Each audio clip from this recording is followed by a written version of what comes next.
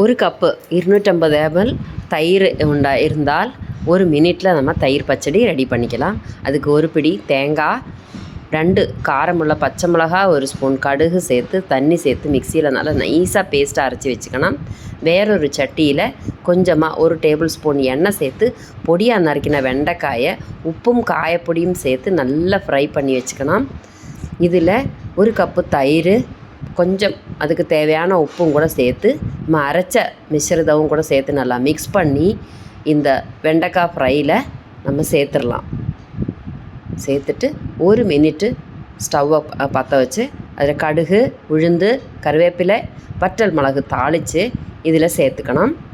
1 second கொதிக்க வச்சு உப்பு தேவையான அளவு உப்பும் சேர்த்து கொத்தமல்லி இலை இருந்ததுன்னா எடுத்து தூவி எடுத்துக்கலாம், சாப்பிடலாம்.